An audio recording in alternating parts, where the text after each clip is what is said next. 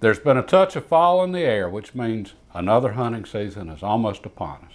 So today we're going over what I think is a very useful preseason hunting rifle checklist to make sure our hunting rifle is as ready for the upcoming season as we are. The very first thing I want to do is take a jag with a patch and a little Hoppe's number 9 on it and run it through the bore.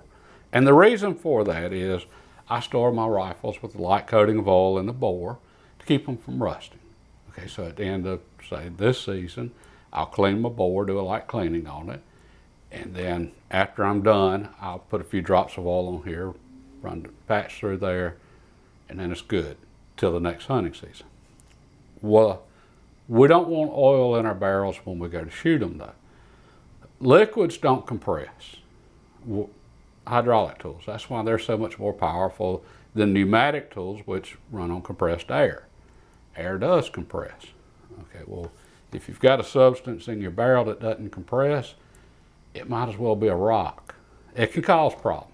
Now, I recently had someone comment and say that they put a light coating of oil inside their bore and then they go hunting.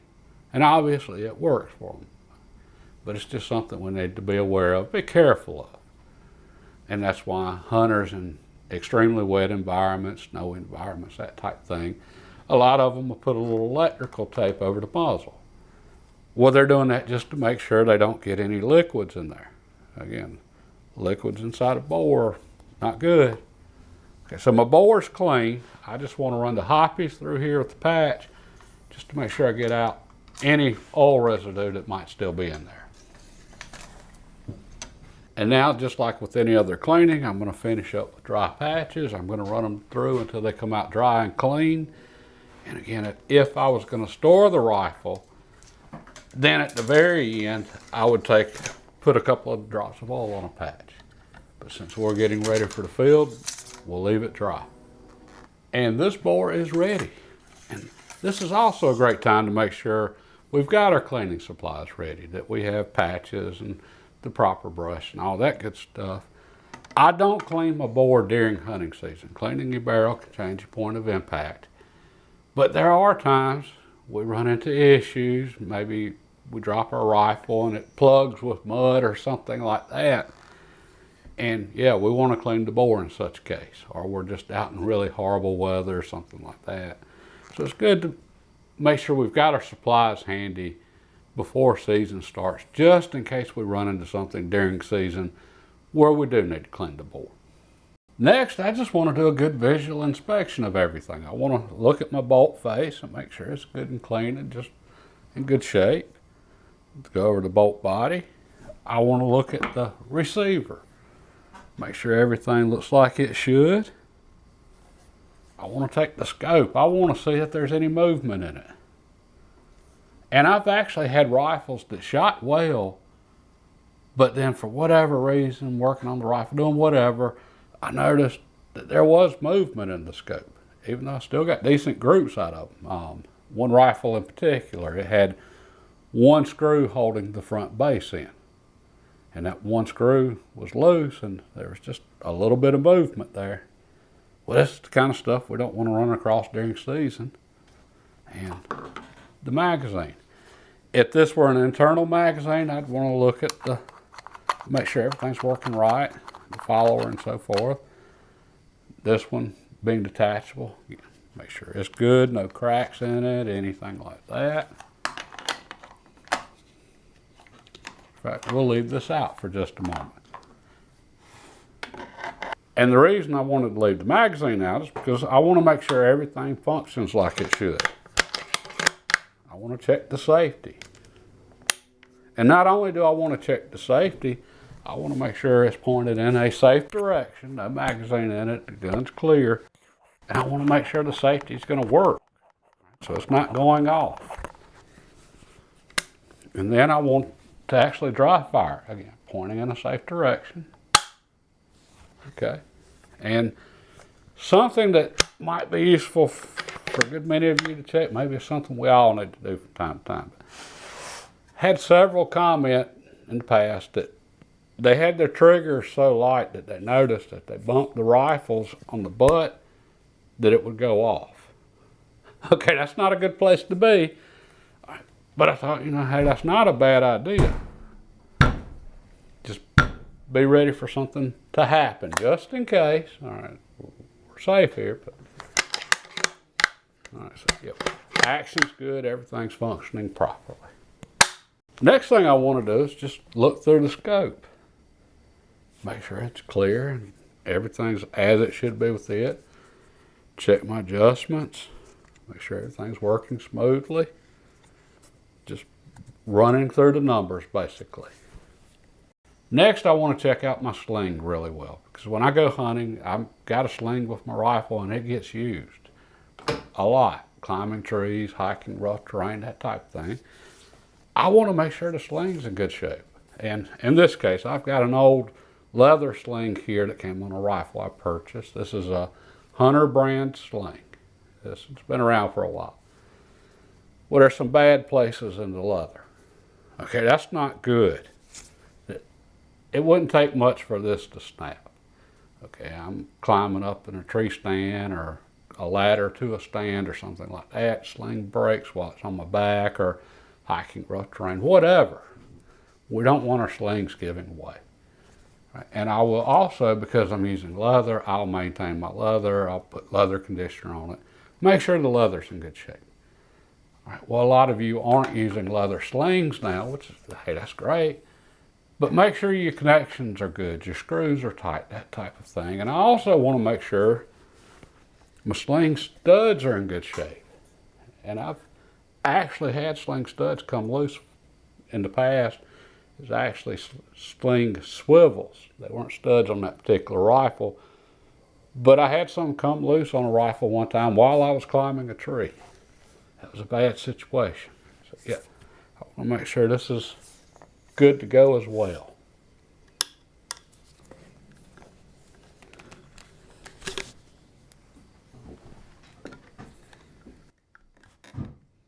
I'm confident the rifle itself is ready for the field. Now I need to take a look at the ammo.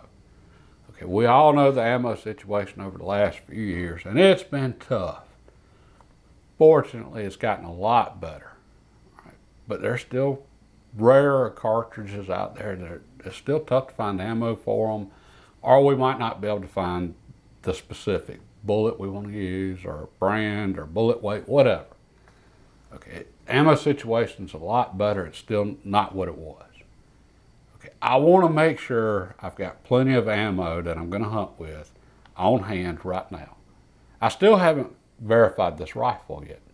Okay, and we all know how those trips go sometimes. We go to verify a rifle, we think, 3 shots and we're going to be done, and it turns into a new scope, 3 trips to the range, and 3 boxes, 60 rounds of ammo later, we're done. Stuff happens, okay? And during season, stuff happens. We drop our rifle, bust up our scopes. We end up having to zero it again halfway through season, whatever. Okay, well, halfway through the season, if we end up in a situation like that, we don't want to be struggling trying to find ammo. All right, so right now, it's just, for me, I just want to make sure I've got plenty of whatever I'm using on hand and that it's readily available. And I've got a full box here. I've got another half box of this exact ammo in the house. And I bought this at a local gun shop, and they've got plenty in stock. The rifle's ready, and I've got my ammo, and one last thing for me to do is just to calculate my maximum point blank range so that I'll know how high to zero this scope.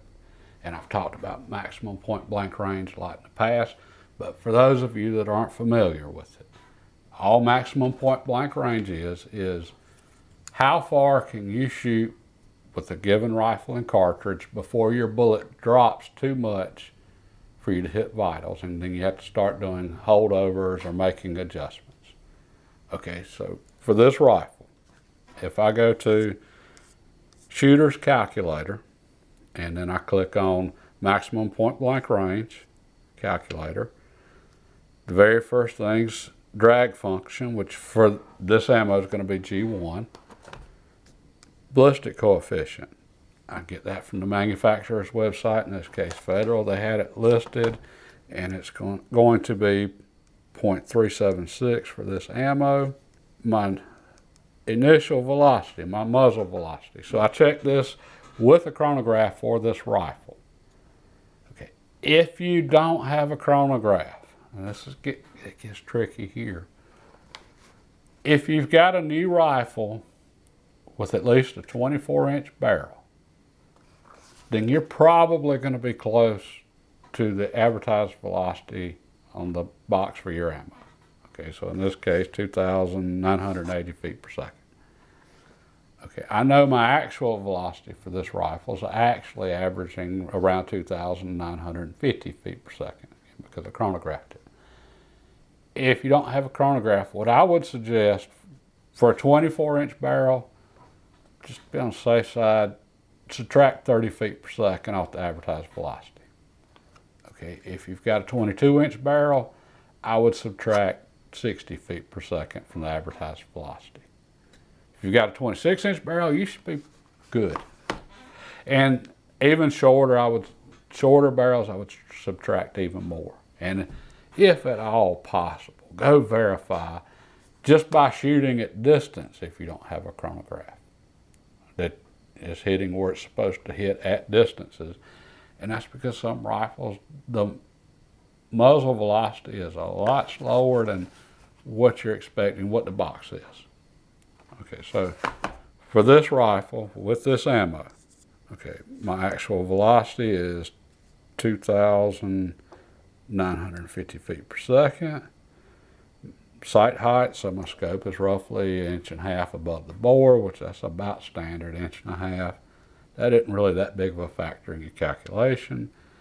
And my target size is 6 inches. If I hit calculate point blank range. Okay, for this rifle, my near zero is going to be 26 yards. Okay, so it should be hitting dead center on the bullseye at 26 yards. My far zero is going to be 243 yards. Okay, so the bullet's going to rise in an arc, and then it's going to come back down. And at 243 yards, it's going to be hitting dead zero on a bullseye again. My minimum point blank range zero, I've got to set it to muzzle. My maximum point blank range is 284 yards. Okay, so for a 6-inch diameter with this rifle, with this ammo, I can put my crosshairs dead center on my target, like say vitals on a deer, pull the trigger, and hit within a 6-inch circle out to 284 yards. Okay, and my sighting height, at 100 yards, I need to zero this rifle 2.63 inches high to make all this happen. Okay, and if you don't want to go through the trouble of all this and calculating everything, you can probably just set your scope 2.5 inches high at 100 yards and you're probably going to be good. If you've got a much slower velocity cartridge, let's say you're 30-30 or something, or really heavy 308, something like that, probably around 2.8 inches to close to 3 inches at 100 for a really slow cartridge, and your maximum point blank range then is probably going to be a little over 200 yards. Okay, but look it up, and that's what the calculator's for. It'll give you all of that information. My rifle's ready for this upcoming season, and I've got my ammo. All I've got to do now is go to the range and then zero my rifle at 2.63 inches high, and I know I'm good all the way out to 284 yards without making any adjustments. I'm ready to go. But I know a lot of you, though, you're using a lot of electronics now. Okay, so for those of you that are, you might want to check your batteries if you're using lighted reticles in your scope, laser rangefinders, that type of thing. Okay, just something to keep in mind. I don't know how often your batteries go out, but you might want to just make sure you at least have another battery on hand. If not, change your battery. Now, just for a quick channel update. I haven't posted a video in a while, and I haven't been answering comments like I should, and it's because I have been busy. I've been up to here literally working on the new house, remodeling, and I'm about to start on the addition. So, yeah, it's been time consuming. My plan is to try to be in there by Christmas. All right. So, yeah, it's definitely going to cut into my hunting this year. And I have no idea when I'm going to be able to post another video, but it's going to be worth it. Oh, did I mention I saw a really big buck standing behind the new house 2 weeks ago, just after daylight.